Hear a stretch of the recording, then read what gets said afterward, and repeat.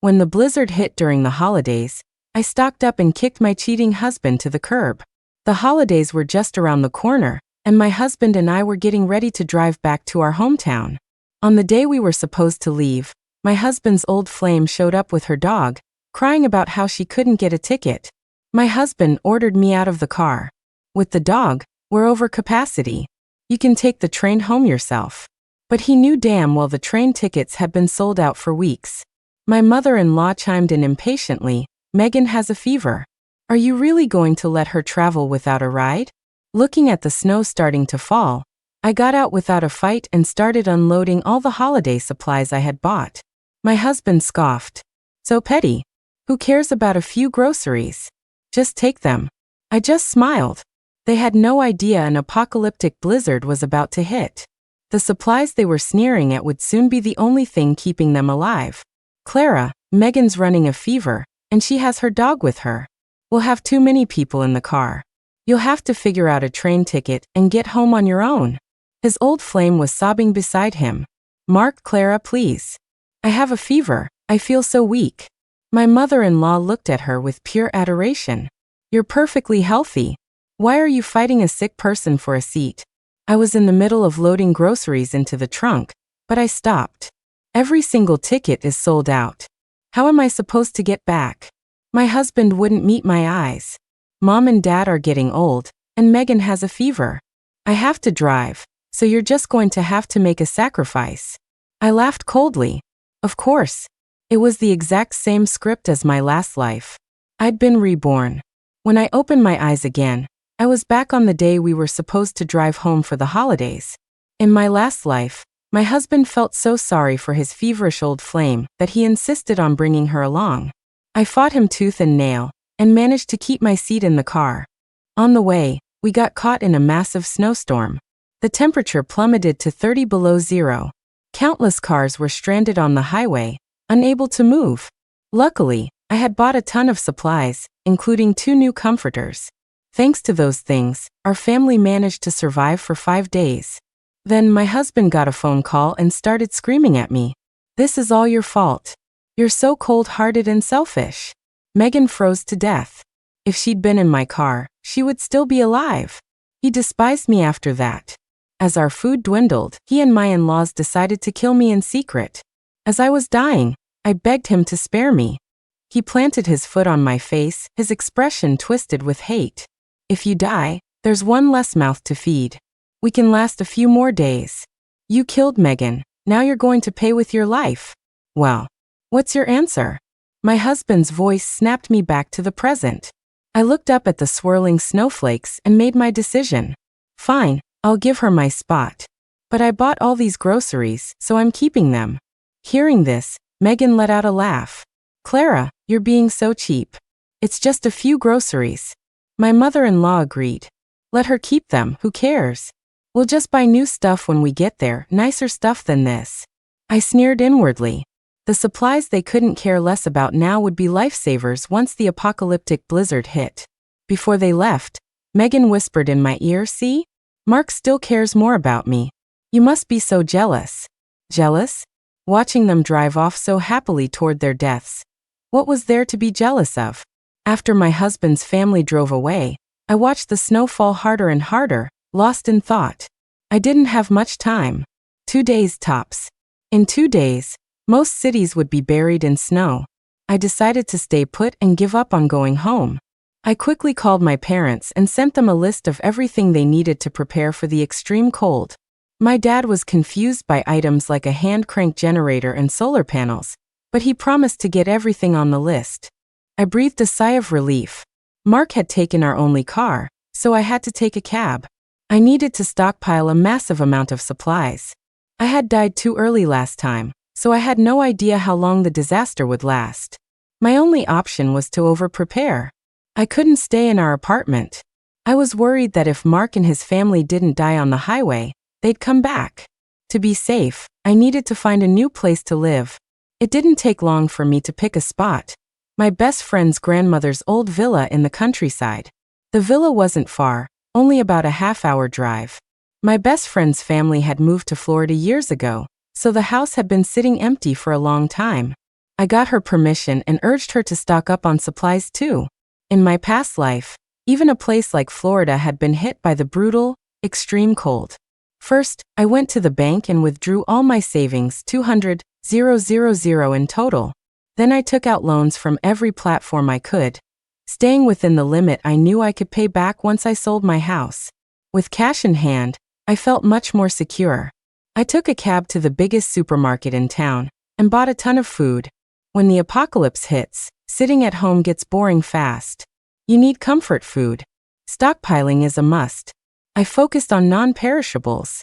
For staples like rice and flour, I bought 300 bags of each. I bought 10 boxes of compressed biscuits for a quick, filling meal. Canned goods last forever, and their processing locks in nutrients. I bought 50 cases of canned fruit, meat, and seafood. Instant noodles were a must, along with self-heating hot pots and things like that. I picked out flavors I liked and bought 100 cases.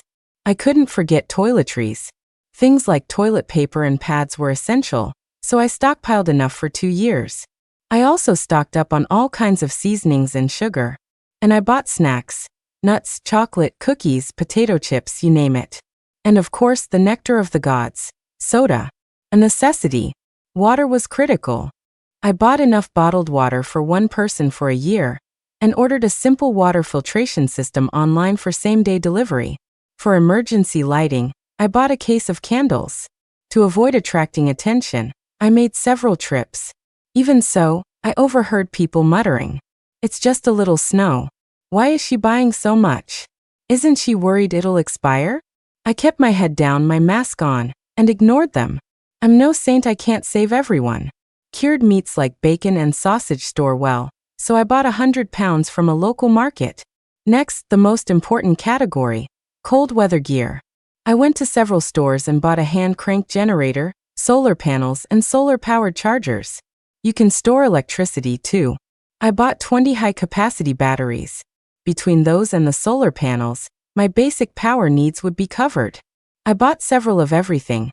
Arctic-grade tents, extreme cold down jackets, thermal suits, self-heating blankets, insulated sleeping bags, and thermal masks.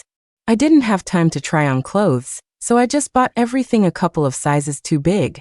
The snow outside was getting deeper, already up to my calves. I checked the time. 5:30 p.m. I was running out of time. My friend's grandmother's villa was isolated, so the chances of being discovered were low. Still, I had to guard against intruders. I paid extra to have workers come out immediately to modify the villa, installing a reinforced gate and security cameras inside and out. I also got a few things for self-defense. To be ready for any medical issues, I hit up several pharmacies and bought any medication I might need. Antibiotics, cold medicine, bandages, and more. I also bought 10 cases of heat packs. By the time I had everything, it was the next day. The city was buried in snow, now thigh-deep. The temperature had dropped to 35 below. Cab drivers weren't on the road anymore. I gathered my last batch of supplies and moved into the suburban villa. The city was still running for now. I cranked up the heat, and the warm air was a stark contrast to the bitter cold outside. I was eating a steak and watching a variety show when I got a video call from Mark. "Honey, you have to save me. I'm going to die." I didn't answer. He switched to his front camera. "I'm not lying. Are you on your way? It's so cold I can't take it. The highway is completely blocked. We're surrounded by cars." I wrapped my blanket tighter around me, feeling the warmth. "What do you want me to do?" "I'll send you my location. Bring us some supplies. Please." My mother-in-law was screaming in the background. "This is all your fault. You just had to take the groceries. If you hadn't, we'd have food and blankets." I snorted. I had packed the trunk so full of gifts and food for the trip back home that it could barely close. My father-in-law lamented, "If we still had that liquor, a couple of sips would really warm us up." Faced with their accusations, I shot back. "How am I supposed to bring you anything? It's 40 below out there. Going out now would be a suicide mission." My husband, Mark, got angry. "You must be on a train, right? All warm with plenty of food? You have so many supplies, bring some to us. Your husband is about to freeze to death. Are you just going to let us die?" His old flame, Megan, started crying again. Clara must still be mad at me for taking her seat. I didn't want this to happen. I have a fever. I wanted to roll my eyes. Shut up, you two-faced bitch. You wanted my husband so bad? He's all yours. Clara, you've got it all wrong. I couldn't be bothered to argue. You want supplies? Not happening. Whether you live or die has nothing to do with me. Mark suddenly realized something. It's quiet where you are. Why won't you turn on your camera? You're not on a train, are you? Wait, are you at home? He ground his teeth. You've got to be kidding me. We're out here starving on the highway, and you're at home living it up. And I have you to thank for that, my dear husband. Thank you for leaving me behind.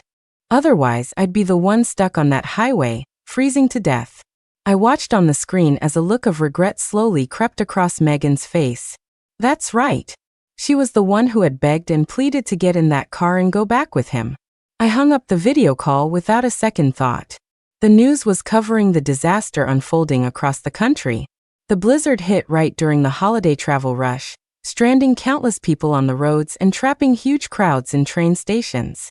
And today was New Year's Eve. Last year on New Year's Eve, I was stuck on the highway with Mark and his family, shivering in the cold, eating nothing but the broth from a cup of instant noodles. My mother-in-law had said that since I was the most useless person in the family, I only deserved the broth. My husband had wolfed down the noodles without even thinking of sharing. But this year I was free. I was in a warm room with a 4-course meal and a soup on the table. Happy New Year, I told myself. I knew that even though things seemed somewhat normal for now, the plunging temperatures would soon send everything into chaos. This blizzard was going to be deadly. As the countdown to midnight began, the temperature dropped to 42 below. I opened up a streaming app and saw that Mark was live. He was telling his viewers all about me, about how I was refusing to help, leaving my own family to freeze to death. The comments were full of people condemning me. Divorce a wife like that as soon as you get back. Her husband and in-laws are freezing to death. She should be crawling on her hands and knees to bring them supplies. That bitch is going to get what's coming to her. Words like that couldn't hurt me anymore. Mark's lips were purple from the cold, and he was wrapped tightly in a down jacket. Suddenly, a dark figure flashed across the screen. Then I heard my mother-in-law scream, "God damn it, someone's stealing our stuff. Hey, stop. Thief." Mark got out of the car to chase them, but there was no one to be seen in the darkness. He came back, dejected, as his mother cried out, "The half box of instant noodles we had left is gone. They took it all. And our only blanket. They took that too. They had so little to begin with." Mark broke down. He turned and yelled at his old flame. "Weren't you supposed to be watching our things? How could you let them get stolen?" Megan, clutching her dog, looked pale. I don't know. He just ran up and grabbed it. You're useless. I never should have brought you." After a long silence, Mark looked into the camera. "Hey everyone, my wife loves to hoard stuff. Our apartment is full of supplies. I'll give you the address. You can go take whatever you want. Just bring a little bit to me, please." A moment later, I got a text from Mark. "Don't blame me for this. You wouldn't help me. In a little while, people are going to be breaking down your door to take your stuff. Regret it now?" I didn't reply. I just blocked his number. On the screen, Mark was full of confidence. "You brought this on yourself, honey." On my home security feed, I watched as someone picked the lock. They ransacked the place like robbers, clearing everything out. A few more groups of people came through after them. A wave of fear washed over me. I was so thankful I hadn't stayed there. I had found another place to hide out. Otherwise, no matter how much I'd stockpiled, it would have all been stolen. 3 days into the new year, the city's water was shut off. A wave of panic spread through the city as news of the apocalyptic blizzard circulated online. People were already dying from a lack of supplies. On the 4th day, the power went out citywide. The internet went down with it. Luckily, I had bought a radio beforehand so I could still get some news updates. Losing power was a huge blow. Without heating, homes turned into iceboxes. That's when my solar panels and battery packs proved their worth. I moved into one of the smaller bedrooms, since a smaller space heats up faster. My solar panels generated enough power to run the air conditioner. With the right inverter, I converted the DC power to AC, and soon I was basking in the warm air from the heater again. It was like the cold outside didn't exist. I sat in my room, eating a popsicle, drinking a Coke, and munching on a bag of fries. It was perfect. Sudden cold snaps make you sick, so to boost my immune system, I took extra vitamin C and D. Before the blizzard, I'd stockpiled some dehydrated vegetables. My fresh vegetables, only a week's supply, were almost gone. I had vegetable seeds, but the conditions weren't right for planting yet. I'd have to wait and see. The 6th day of the new year was my birthday. I made myself a simple birthday cake and a feast for lunch. Braised ribs, spicy boiled pork, stir-fried lettuce with garlic, pan-fried shrimp, and a winter melon meatball soup. I even opened a bottle of red wine. After I had eaten and drank my fill, I turned on my listening device. With the power out, Mark couldn't live stream anymore. The only way to know what he was up to was through the bug. Before New Year's, I had suspected Mark was cheating, so I planted a listening device in the car. I never found anything, so I forgot about it. I never thought it would come in handy like this. I heard the sounds of an argument. I was a little surprised. With so little food and shelter, they had actually managed to last for 7 days. Mark's voice was weak. I have a fever, I'm going to die. What do I do without medicine? My mother-in-law was comforting him. You'll be fine, son. Your dad went to find you some medicine. He'll be back soon. After what felt like a long time, my father-in-law returned. Honey, why are you covered in ice? And blood, you're covered in blood. I got 2 pills for our son's fever. Here, take them quickly. Dad, wake up. Dad. Honey, you can't die. What will I do if you die? My father-in-law had been stabbed in the stomach while trying to get fever medicine for his son. Between that and the extreme cold, he didn't make it. Mark took the medicine, and his fever broke soon after. The supplies they had in the car were all stolen from others, but even that was almost gone. The situation on the highway was growing more tense. It was chaos, people fighting over supplies, attacking each other, a constant sound of wailing and crying. Mark didn't seem to care that his father was gone. That's one less person. We can last another couple of days. My mother-in-law slapped him. Are you even human? That was your father. Mark shoved her to the ground. Why didn't you stop Clara when she took the groceries? If we had them, would we be out here stealing? This is all your fault. He kept screaming, it's so cold, and the food's almost gone. We're all going to die. His mother couldn't believe her son would blame her. She sobbed, you ungrateful monster. Megan suddenly spoke up. Mark, I have an idea. A way to solve our food problem. Mark asked eagerly, what is it? I'm about to pass out from hunger. Megan leaned in close to Mark's ear and whispered, trick your mom into getting out of the car. One less person means we can last a few more days. But that's my mother. And this in my belly is your son. Are you going to let us starve to death? Mark hesitated for a moment, then agreed. A little while later, he clutched his throat, gasping. Mom, I can't breathe. I think I'm having an allergic reaction. Mark was allergic to peanuts. For years, he'd been so careful about what he ate that he'd barely had any reactions. As expected, his mother was terrified. Son, don't scare me. Was it the cookies we had for lunch? Did they have peanuts in them? You wait here. Mom will go find you some medicine. Maybe someone in another car has some. With that, she stumbled out of the car. Megan quickly locked the door. Don't blame me, Mark. I'm doing this for our son. A long time passed. Just when I thought my mother-in-law had died out there, I heard a tapping on the car window. Son, open the door. It's freezing out here, let me in. His mother begged, son, please say something. Don't leave me out here. Then came Mark's muffled voice. Mom, I have to leave you. I have no choice. Megan is pregnant with my child. I have to take care of her. We're almost out of the food we stole. Dad's already gone. Mom, without you we can last a few more days. His mother's voice grew fainter. You ungrateful son, you wolf in sheep's clothing. You tricked me. She pounded on the door in despair, her cries heart-wrenching. Megan shouted, ma'am, you wouldn't want your own grandson to starve, would you? We can't open this door. Eventually, the mother-in-law's voice faded away.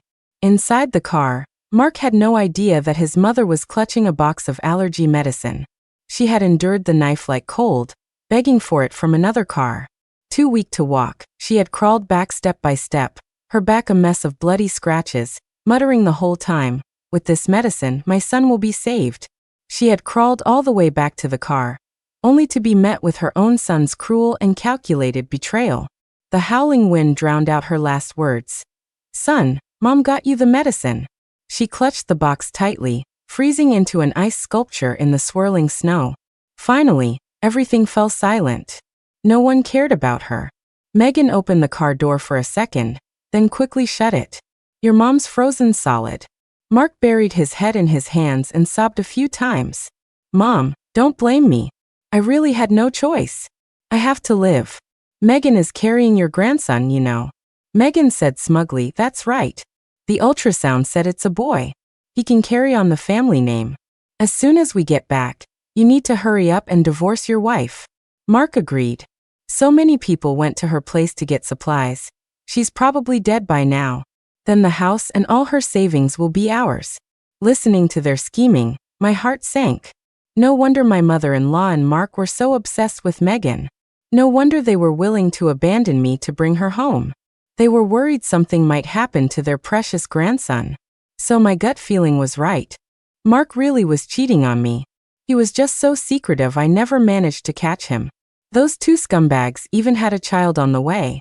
They thought I was dead, and they could just swoop in and take all my assets. What a neat little plan. I remembered how I married Mark without a dowry or a house. I had even paid the down payment on the place we lived in now. I must have been out of my mind to fall for such a heartless, social climbing snake. I opened a cabinet and angrily devoured a bag of chocolate. Mark would get what was coming to him. Sooner or later, he'd freeze to death out there. I'd listen to the bug occasionally every day to keep tabs on Mark. Relying on his physical strength, Mark managed to rob a few more cars. With the stolen food and blankets, he and Megan survived for several more days. But with each robbery, the other cars had less and less to offer. In many of them, the occupants had already frozen or starved to death. Just as Mark was sinking into despair, the sound of a helicopter echoed from above. The government had sent rescue teams. A loudspeaker announced the rescue protocol. The elderly, children, sick, disabled, and pregnant will be prioritized. Everyone else, please wait where you are. We will not abandon anyone. But everyone knew it was a long shot whether they'd survive until the next rescue. There weren't many survivors left. Everyone was scrambling to get on the helicopter. Megan looked at Mark. "Mark, I can get on because I'm pregnant. What about you?" She was right. Mark was a healthy man. There was no way they'd let him on. I had underestimated Mark's resolve. He pulled out a knife, looked down at his left arm, and with a grunt brought it down. Megan screamed, "So much blood." "Mark, what are you doing? Why did you cut yourself?" Mark smiled. "I'm disabled now. I can get on the helicopter.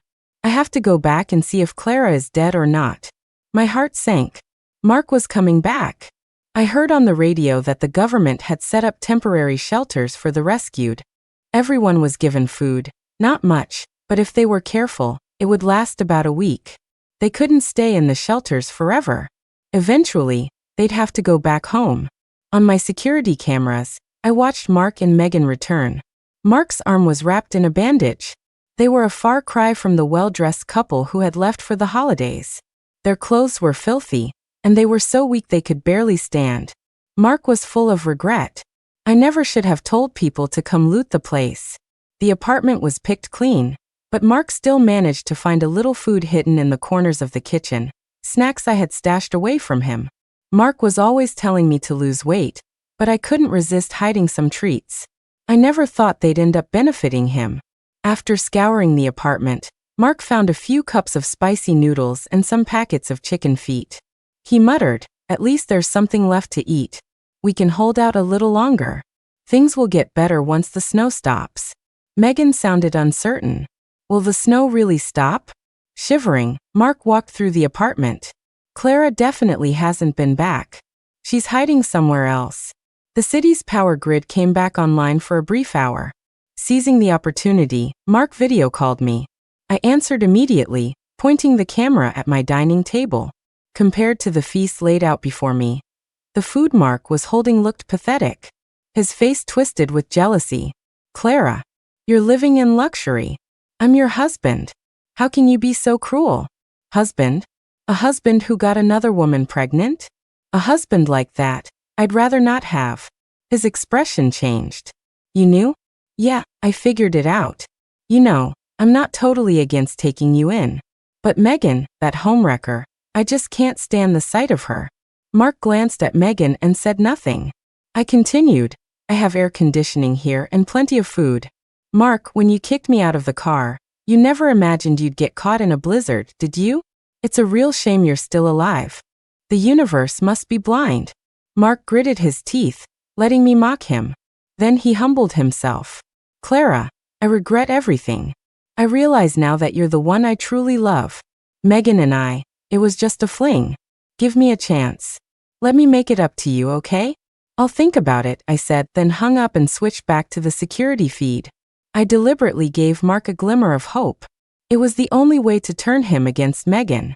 A cheater and a homewrecker, I wasn't going to let either of them off the hook. As for the baby in Megan's stomach, I wasn't some saint. That child wasn't innocent, it was the product of their affair, a symbol of their sin. Sure enough, Mark was wavering.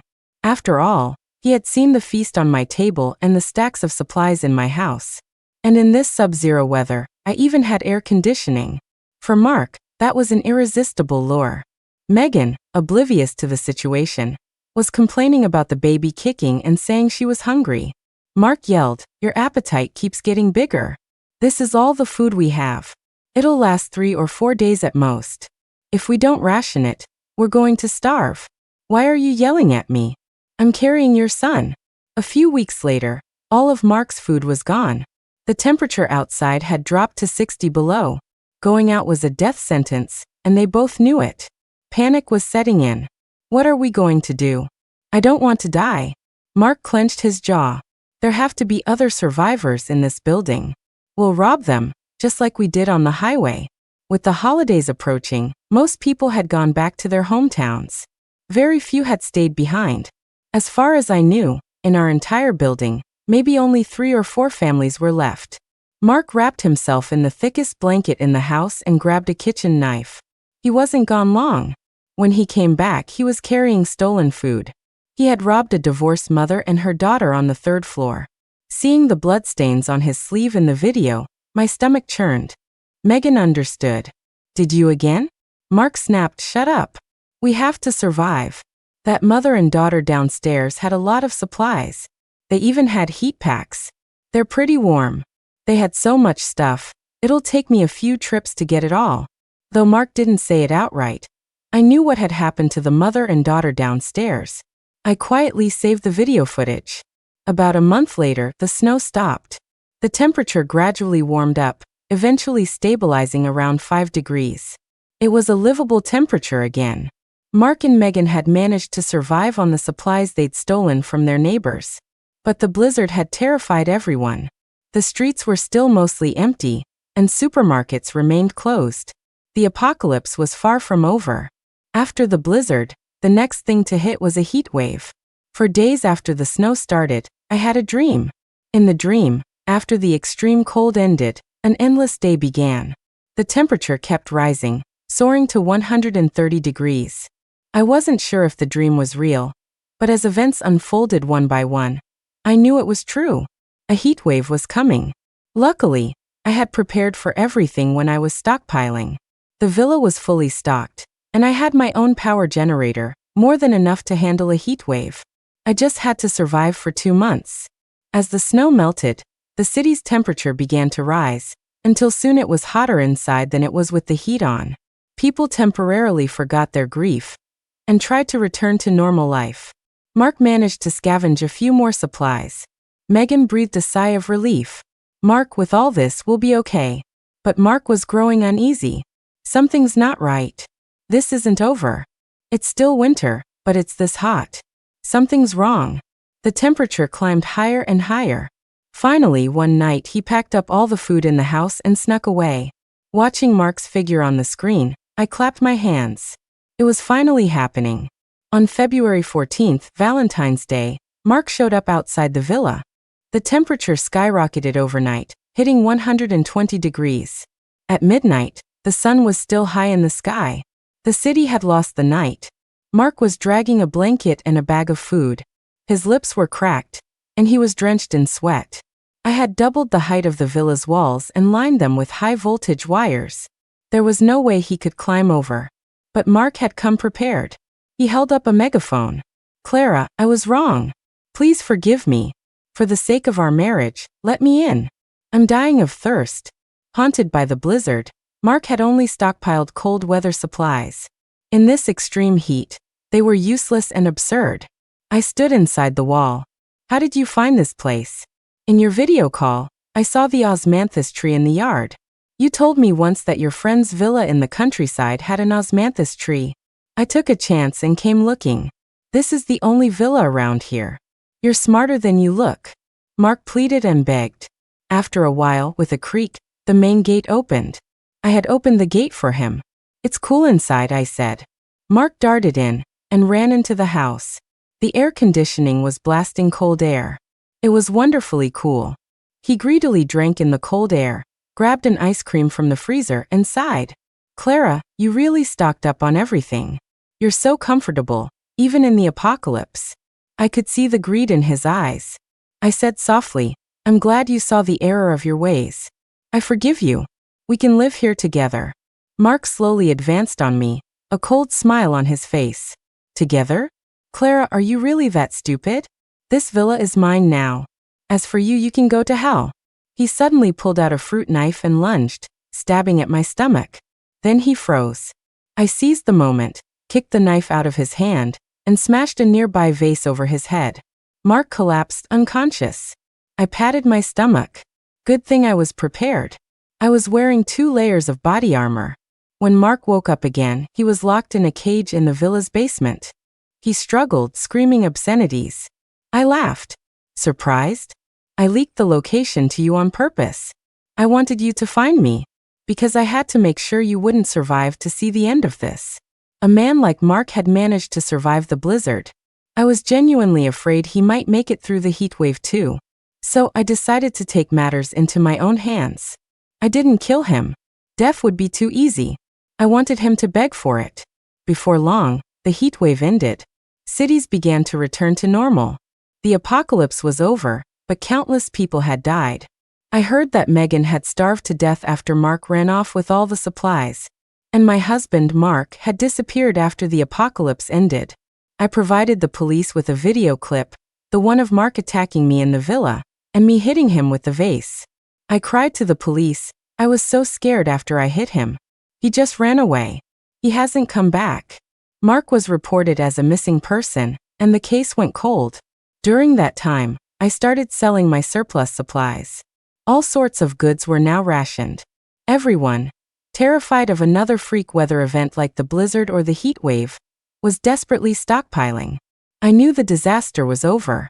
I kept 3 months' worth of supplies for myself and sold the rest, making a fortune. I sold the old apartment and bought a new, spacious one. I lay contentedly on my sofa, sipping red wine, a video playing on my phone. On a street in Thailand, a disabled beggar, filthy and missing all 4 limbs, was whimpering and kowtowing to passers-by for money. If you looked closely, you could see a mole on the man's neck, a mole that looked exactly like the one my husband, Mark, used to have. The end.